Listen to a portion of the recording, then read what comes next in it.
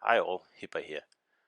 Today I have an example of how Wichita really works well with an agile build. And this is the build that I'm using. It's Kincaid, and he's using Ingenious, Speed and Rudder again. And then he has the extra consumables, and the inspirations are also both speed. So with this guy set up like this and double rudder on the ship, you'll be able to do 40 knots. You also have the same or faster rudder as the destroyer, all the way down at 1.9 seconds. And on a map like this, which is two brothers, a build like this is great. Like, you'll be able to do anything that the team needs at any point in the match, which sets you apart from more, I'm not going to say traditional, but different cruiser builds, where you'll in most cases sit behind an island and spam HE at the enemy. Hopefully that does something, hopefully it doesn't. My general opinion is that like a cruiser, you're the jack of all trades, and you need to be able to do anything that's required. So for example here, we'll take the role as target practice for the enemy team to make them waste their first salvos here. So we'll just shoot at this hipper here, and then we'll do a fake turn like we always do, and I will just evade all these salvos here shot at me. Oh, there's a little island there, we'll have to get around. But that's fine, now everyone's already used their first salvo, so it's not really much of a problem. Just avoid this one here as well. And as you see, like, the enemies are leaving everyone else alone, because I'm a juicy target and I need to be killed. So in a perfect world, that would mean my team would be able to take advantage of this, but sometimes, well, what can you do? So like in this example here, I'm starting to retreat now. I just don't have any backup out here. The destroyer is staying out there to spot for us, which is perfect. That's exactly what he should do. So it allows all of us to shoot at the enemies up here, which is great. He was a little slow off the mark, and I told him to support us, and then he did, and that's perfect. Look how far ahead he is. That's great. Now normally I would be out there supporting him, but I can't go out there. There's too many enemies, and the guy in the Iowa seems to know what he's doing, so I have to be a little bit careful around him. Now this Odin here has decided to overextend, so we can all focus on him for a while. Get some free damage there, and now I'll take on the role as a more traditional cruiser. I'll just sit here behind this little island here, where I can't be spotted, and then I'll just pound this guy with HE. And I think this kind of play is extremely boring. I mean, he's just sitting there, and I'm just sitting here, and I'm just pressing the shoot button every 8 seconds, and it's like excruciatingly boring to me. I only do it in this case because I don't really have anything else to do.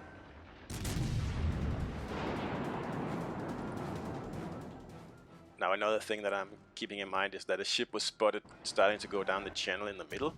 So that's also why I'm staying here, so I can cover both the flank and also the middle in case this guy actually goes all the way down, which he did. He's sitting in there now, and he's sitting broadside in a cruiser. I'm not really sure what's going on there, but very nice for us. So now this battleship here is getting nervous, so I'll start to look at this this cruiser here now. So there he is. And another thing that I've noticed is that this right flank here, we are going to lose that. That cruiser down at the island isn't doing anything, and just this battleship and me, we cannot keep holding the other guys back. So there we go. That cruiser shouldn't have gone down the middle alone. He shouldn't have given broadside, of course. So now we have a few torps here. We'll just evade that using a fast rudder. And then I have decided to go up the middle now. I need to create a distraction to force some of the enemy ships on the right flank back to the base. Otherwise that flank will be overrun. So that's my primary purpose here. And I'm just steaming full ahead here, and I'm trying to turn as little as possible to keep my speed up in the 40s, so I can really get the full use of my my fast cruiser here. And then those annoying planes that are giving my position away, so it's not going to be a surprise, at least not to me. But I don't know if the enemy is actually looking, because nobody's targeting me now. So here we are, just steaming up this channel as fast as we can, and I don't really have any intention of capping. I just want to go up here and maybe cap for a few seconds to make the enemies panic and turn around, and then I'll probably head either down this channel again or down the other flank, depends on what the situation is when I get up there. And there's an Odin guarding this this base, but I know he's only about half health. And from what I saw before with his shooting, he's not someone to really worry too much about. So I'll just take him on. I'm full health, and he's the only one up here. I can't really get caught in any crossfires, so it should be okay. Now the key here is not to get too close to him, and of course that's what he wants to do. He wants to get in close and torp me. So I'll bait him a little bit. I'll get closer, but then when I get to around, I don't know, 4 or 5 kilometers, something like that, I'll time it with one of his salvos, and then I'll turn around.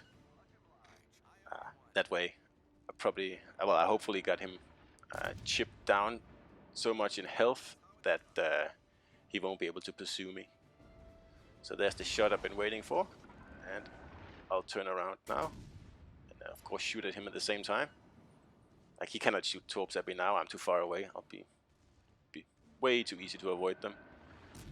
So he's tricked, and there's really nothing this guy can do now. He's so low on health and he's on fire that and he can't hit. So we'll just keep shooting at him and then enjoying the fact that nobody else is coming to help him. Now notice how the right flank is completely gone already. I was right in my thoughts earlier, and there's his torps. We'll just turn away, and he won't get anything good from that, and hopefully this shot will take him out. So now I'm effectively forcing this Iowa on the right flank to come back to the base. If he doesn't do that, I'll just sit up here by myself and cap, and they'll lose the game. So he has to, he doesn't have a choice. And he was hoping to go down and cap our base, of course, but that's not possible. He'll have to turn around. And he has a destroyer with him over there, so I'm thinking now that I'll go down the channel again to surprise that destroyer, which I'm thinking that he's gonna go for our base. I mean, that would make sense. He could also be steaming up here to take me out, but it's unlikely that the destroyer would take on a Wichita if unless he really had to. So it looks like it's the Iowa that got the shit assignment to go up here. So that's good. We'll stay here behind the island and keep capping so he doesn't turn around. So that's important. We have to keep capping as long as we can. So we'll force him to keep going this way, because I don't want him down at our base. And now the next problem is that he's almost on top of me, so I gotta get down here around the corner fast. And again, this is where the speed comes in. Like, already I've been on the right flank, I've been in our base, I've been at the enemy base, and now I'm heading back to our base because it's getting capped right now, exactly as I thought it would. But I've forced the Iowa back, so there should only be 1 or 2 destroyers down here. And I mean, for Wichita they're easy pickings. Except I have used my radar and my sonar up here in the cap, because I wasn't sure if there was a destroyer up there. But there wasn't, so now I don't have anything. But we'll take him on anyway. So here we are. The cap's here. I have no idea where this destroyer is anywhere in the cap. So I'm just gonna head in, and then he smokes up, giving away his position, and that's like the worst thing you can do. His only chance here was to stay undetected and don't smoke up, and just head the opposite way of me, pretty much, something like that, while still trying to cap. But in the end, he would lose out to a Wichita.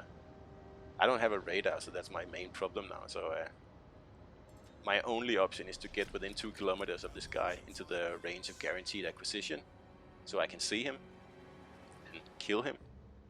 And I'm assuming he's gonna fire torps at me, so I have to be a little bit careful here, because I don't have a sonar to help me. So I'm just gonna change my speed and direction suddenly, again with this awesome Wichita rudder. And there he is. We're within 2 kilometers now. And if you notice, he could see me at 3 kilometers, so he must have that special mod on his ship. Well, anyway, no cap for you. That's perfect. So now we're ahead on points just slightly. So I am guessing that the Iowa is going to go down the channel after me. He doesn't really have a choice. If he just stays up there, we're going to win on points. So I'm kind of training my guns on the channel, because I'm expecting to see him come around the corner there in a minute. And I'm just lining up my ship, so I'll be able to make one of those fast turns that'll make him waste his first salvo, and then I can hopefully get into safety. My plan is to buy enough time for that Vlad to come down here and back me up, because I cannot take on this Iowa by myself. I'm only half health. And there he is, coming down. So we'll just avoid his shells here. We took one, but didn't give a lot of damage. So just calling for help here. I really need that Vlad to come down here. So I'm gonna head here around this corner here, and then the Vlad is under torp attack. And again, that's our next job. We've been doing pretty much any job you can think of in this match so far. So I'm gonna leave this Iowa for the Vlad to deal with. He's just sitting in there anyway. He's hoping for me to come in and attack him, but I'm not gonna do that. I don't have torps. If I was in a torp cruiser, absolutely I would have taken him on, but I don't. Instead, I'm gonna take out this, well, hopefully take out this destroyer over here. I need to create the best possible circumstances for my battleship. I only have one left, so it's extremely important to keep this destroyer off his back. If I can sink it, even better, but it's more important that he can focus on that Iowa without having torps flying everywhere. And this guy here, he made a bit of a mistake here. He really should have pushed on that Vlad. Instead, he's hanging back here on the corner, shooting. I'm not really sure what's going on there. Anyway, here we are. We know where he is. The radar runs out. Turn the sonar on, and he's still spotted. And there he's coming, so just do our best to take him out here. And then we'll show broadside, trying to get him to shoot some torps. And there they come. It's perfect, so we'll use our maneuverability to outmaneuver the torps pretty much and kill this guy. Done. Unfortunately, he's a bit lucky there, so I'm getting hit by one torp, but that's okay. I can live with that. So here we are. It's just the Vlad versus the Iowa now, and I'm gonna provide HE backup here from from on the other side of these islands here, and well, unless this Vlad totally screws up now, then the battle is already won. And if I was him, I would just go for the ram, because then it takes out any unnecessary risk, especially to me. But we're so far ahead on points that even if this Iowa actually kills me, it doesn't matter. Nothing's gonna change. So we're running out of time, but we're still gonna win. So, like, this is what I mean with an agile build. Like, I have been doing everything in this battle. I've been on both flanks. I've been to the enemy base. I've been to my own base. I've been killing battleships. I've been killing destroyers. I've been doing anything I possibly could to make the situation better for my team. And I mean, that's what you're supposed to do in any ship. But cruisers being support ships, it's even more important in those. And an agile build, like I keep saying the same thing, so let me know if you get tired of hearing it. Like with an agile build, you'll be able to do anything that's required. So time runs out just as he targets me. It's perfect.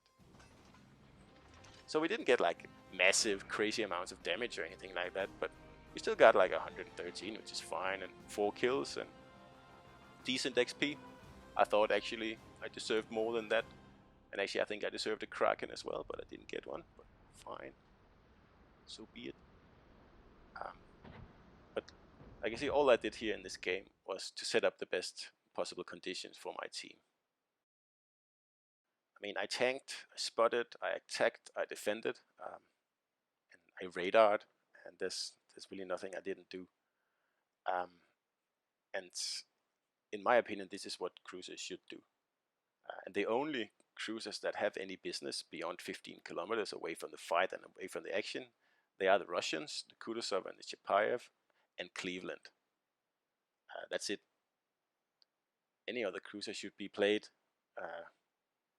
within range of the enemy. That means like within 15 kilometers, probably more like 12. And the only way to survive that distance, unless you're very lucky or you're hiding all the time, which is also fine. If you can hide within 12 kilometers and still be a threat to the enemy, like it doesn't matter if you're hiding and you're not able to shoot anyone because of the big fat island in front of you.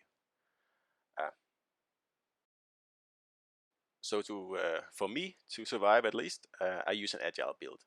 I'm sure there are other builds that works just as well, but like for me, the agile is the way to go. There could be probably concealment builds also that would work well. Like personally, I don't like them much. I don't think they worked as well as an agile build. But yeah, as long as you help your team and you stay within range, excellent. All right, see you next time.